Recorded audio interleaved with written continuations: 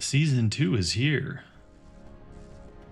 What do we got here? Ready for some awesome news?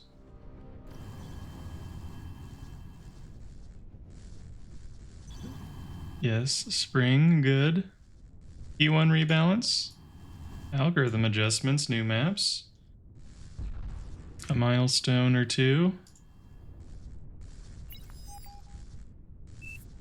Alright, apparently. Okay, 1v1 Alpha Cup. Bar Season 2. Anything in this screenshot? Doesn't look like it. What about...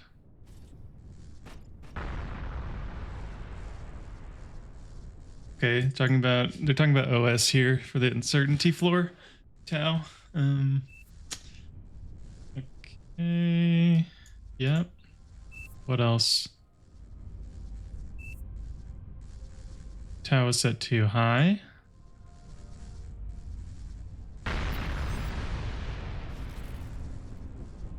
Now with concrete data from season 1, we fine-tuned this value for a more balanced and accurate rating system.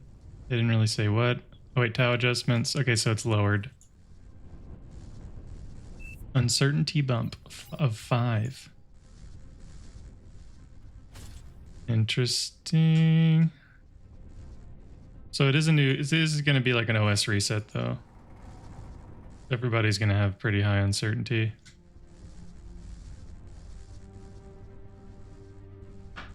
After 500 games. Okay, so to 2.49 after that many games. Interesting.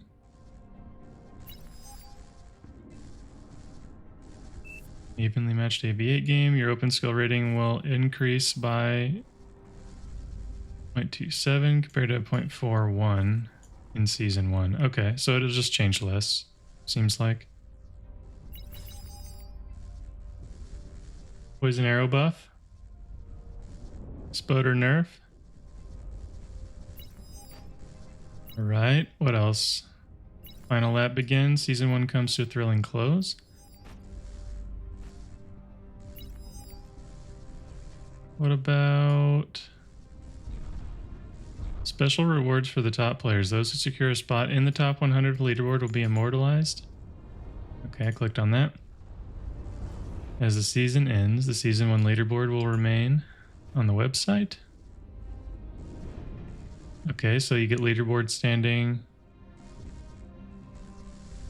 Top 3 players from each game mode will earn gold, silver, bronze medals for their commanders. That's pretty cool.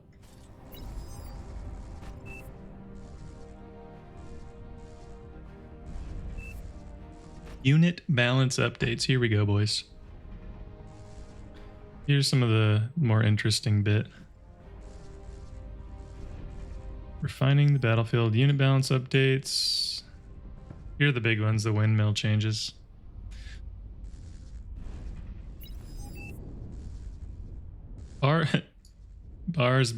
Balancing Bar's vast roster of units has always been a challenge. I can imagine that. There are a lot of units.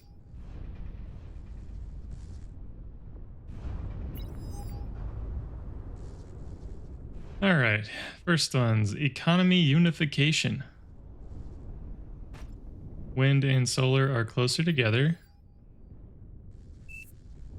All right, solar, build cost reduction for ARM. Wind turbines are 40 instead of 37. Titles are cheaper on E and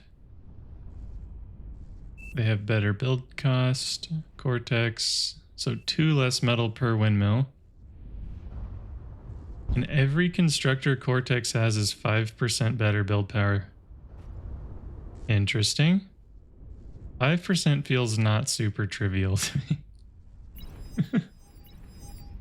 So that is okay. All right, what else? P1 combat unit rework. Blitzes. Okay, less friendly fire. Apparently they friendly fire. I don't really make vehicles, so what do you do? But apparently that was an issue. Better sight distance on the blitz. I hear blitzes are bad though, but I think they're just mostly bad because incisors exist. Exploiter nerf. Pretty interesting. On is more expensive. Costs less energy, more HP. What about grunts though? Grunts are more expensive. Wow. That's by a lot too. Less range. 210 range. What is the pawn's range, I wonder? And it doesn't turn as fast. So it doesn't have the aimbot. Except for now it actually does have aimbot, because if we scroll on down farther, I'm sure they're going to say that they're doing accurate lasers. Amphibious buff OP? Yeah, it'll be interesting. Ticks. Ticks are 21 metal. That is a lot more. And they have... Wait. They're nerfing vision range on ticks? I don't know about that. Shuriken's reload is nerfed. Stormbringer. Okay, 17% closer bombs. That's a huge buff to arm bombers. As we know, arm bombers have suggestion bombs.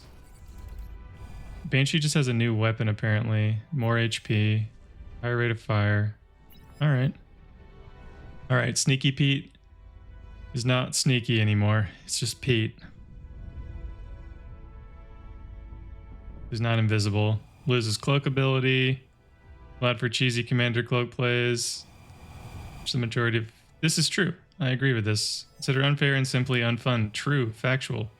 Yeah, it should help remove the gameplay loop of walk forward, build Sneaky Pete, cloak calm, and degun anything, you know?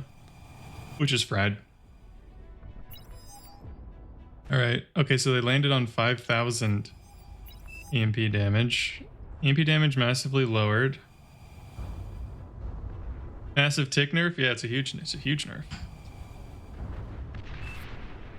Our goal is for spy bots. Okay, the spy bot bit. Here, let me zoom in on this. Probably better. Should have done this a second ago so you guys could see. Sorry. Alright. Goals for spy bots to be effective against light T2 units. I feel like light T2 units are like Mausers. Okay, Sheldons and Mausers. Okay, sure. Ineffective against Zars, like bulls or mammoths. Mammoths already have EMP reduction. So they're not good against bulls. Pilots have been made a little easier to use. I mean, maybe. Like, we'll see about that. Cloak costs. So they are less cloak cost. Maximum EMP stun duration. To 8 seconds max duration. To instantly self-destruct to target or enemy. See, the thing is, a lot of times you don't want to do that because you need to be as close as possible. So unless edge effectiveness is 100%, I wouldn't want that. Like, you need to self-D them perfectly almost all the time, unless it's instant now. All right, here we go. Huge buffs. Banisher has 360 degrees. It used to be 270. Has more vision by a lot. And a lot less energy cost. Trimmer. So it has a greater spread. That's not a buff. Damage per shot is a... Wow, damage per shot, dude, that is a ton more damage per shot. Holy. You can't counter early Razors or Shivas with spy bots anymore. True. 100%. That is exactly what that means. It will do nothing to them. Poison arrow. Poison arrow buff, boys. Huge energy cost reduction. Pretty decent build cost. Huge sight distance buff too. That, dude, the poison arrow meme, it's like a decent meme now, but I think it might be a good meme after this. All right, the doggo.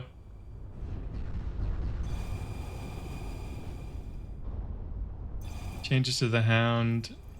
Recluse has overshadowed the hound. That's putting it lightly. Hound is cheaper. Recluse has less range. And it's slower. Okay. What else? T2 radars are cheaper by a lot. That's good. They just shouldn't be able to be Juno'd though. For as expensive as they are, that's fried. Ooh, check this, boys.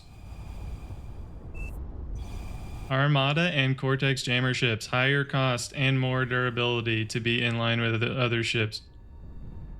Build time more than doubled. Good. Metal cost tripled. Good. Energy cost. Yeah, a lot more. Good. Energy upkeep. Good. And more HP. Fine. Like, more than doubled the HP. They have basically no HP today. And they're slower. Fantastic. This is great. Nerf C. Let's go. Based. Because today they're practically free. We'll see. I think it comes out on the 20th, so we're gonna be poison arrow memeing. All right. Amphibious buffs. Pincer and Garpike. Sight distance. Huge sight distance increase. So like you don't have to have any. I bet they have like way outside their vision. That's a massive buff to amphibious units. Turtle OP. Turtle, huge sight buff. Time to explore the new meta. All right. 1v1 tournament for you 1v1 enjoyers. Have a good time. I will watch, but I probably won't be getting in on that. All right. Okay, they're talking about the new Supreme map. Reskinned. It's springtime, boys. Here we go. Here's a first look at the new Supreme color scheme. Very cool. Created a fresh spring themed version. Boys, we have seasonal spring maps. Seasonal Supreme maps. Oof. Totally sick. Nicuxis is a homie. Visual glow up. This update includes long requested tweaks. Good. Moving the geo spot further from the shore. Okay, let's see this map here. All right, geo is right here, boys. See? Hello, gamer. What's up, Nampuk? Dude, I think the colors are awesome. It looks sick. I can't wait.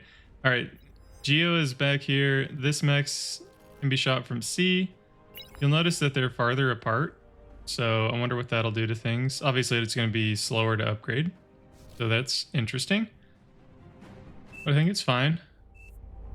This change makes it harder to contest. Not more counterattack opportunities. Back and forth gameplay. Yeah, this is great. Fantastic. Huge. Move that. And the thing they left out is there's no geo here, guys. You see the geo's gone on front? No more frontline geo. You won't be able to play the spring map. Why? Start time Saturday, March 23rd. Okay, so they moved to the 23rd. Got it. That is good. Okay. Exciting milestones. Community growth.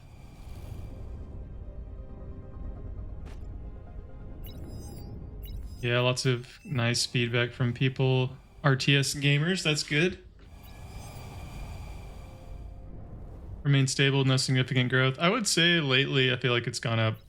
Like in the last month, I feel like there's been a lot more, just in the very near term.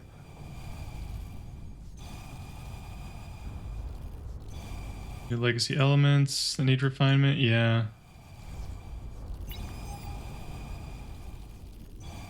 Lay a solid foundation. This is great. Fantastic. All right, here we go. Full rework of Bar's in-game HUD. When is this going to happen? Foundations for the complete in-game UI overhaul? Challenge. Okay. Is notoriously cumbersome for UI design, sure. Okay, see, I've been reading about this for a bit. Been equipped with modern UI framework. That's great. The screenshots that I've seen of this are top notch. Absolutely, they look super good. But it's still work in progress, it sounds like. Is the map out yet? No, the 23rd.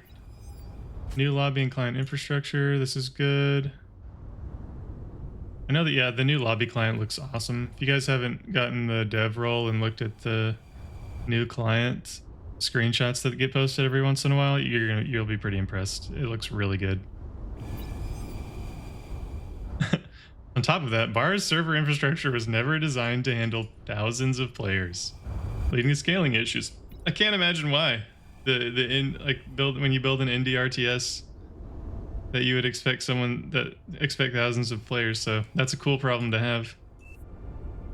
We're nearing capacity. Yeah. Doubled our player cap to around 3,000 or 4,000 concurrent users. That's sick. That's an enormous improvement. Being able to double your player count like that is really cool to see. That's pretty awesome. Hope that we get there soon. Actively preparing for our infrastructure to support orders of magnitude more players. This is really important. This is the kind of thing, like, when people talk about Steam release,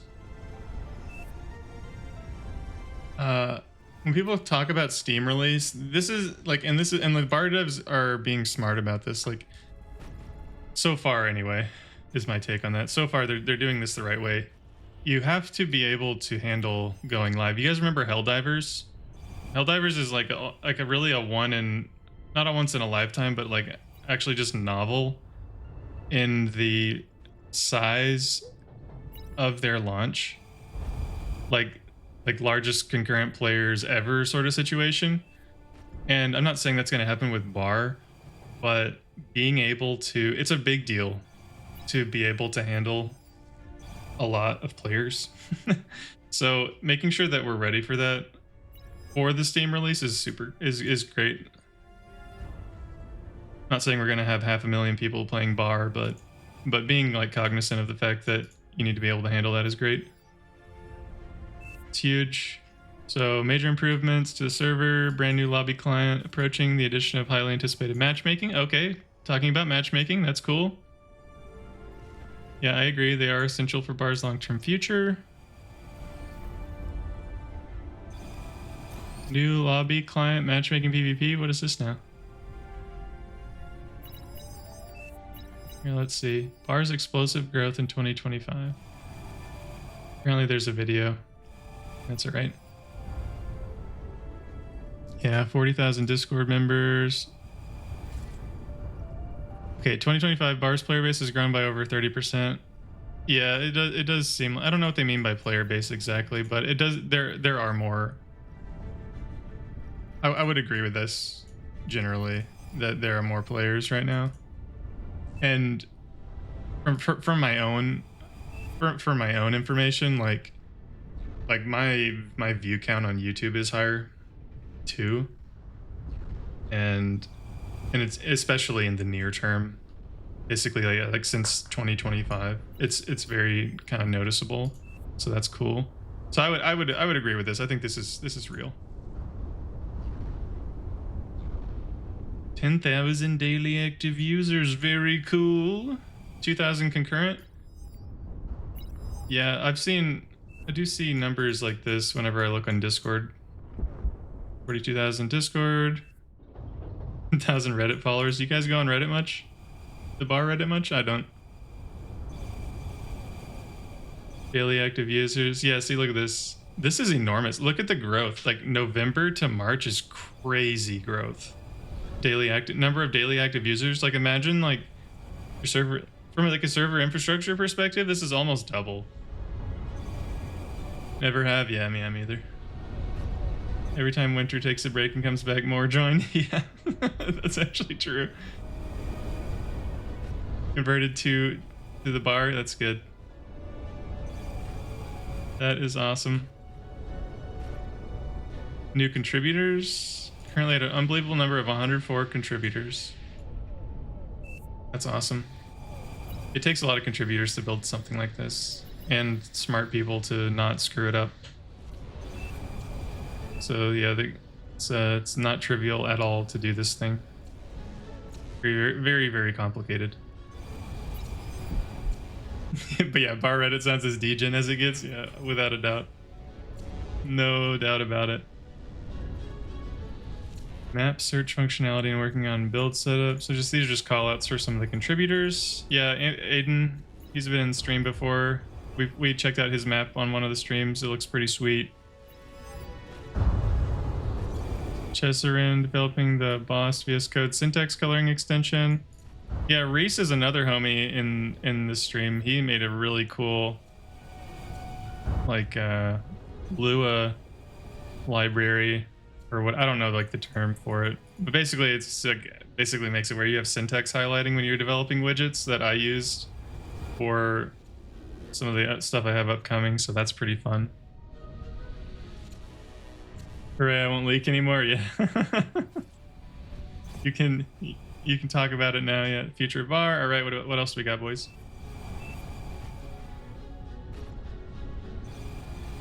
All right. Okay, I think these are just tags on the bottom of other posts, I believe. Okay. All right, that's very cool. You love to see it. Beautiful. All right, now back to regularly scheduled programming. I feel like that was good to go through though. It's just to get an idea of what it is, but yeah, look. This is what I'm talking about. Check this out. See this? So this is like the new client here. Right here. This sort of thing. Looks freaking sick. Single player, multiplayer library, right? But it looks like the current year. It's very cool. Very cool. See, like, so you can play like, yeah, 2v2, duel, 3v3, multiplayer, ranked. Join like, you can join like a ranked queue. You want to play 2v2s or yeah, or 1v1, 2v2, 3v3, you know? It's very nice. Okay, so they're launching a game. That's cool. They made it to where they can launch a game on the new launcher, apparently. So they have that working well enough. That is great as well.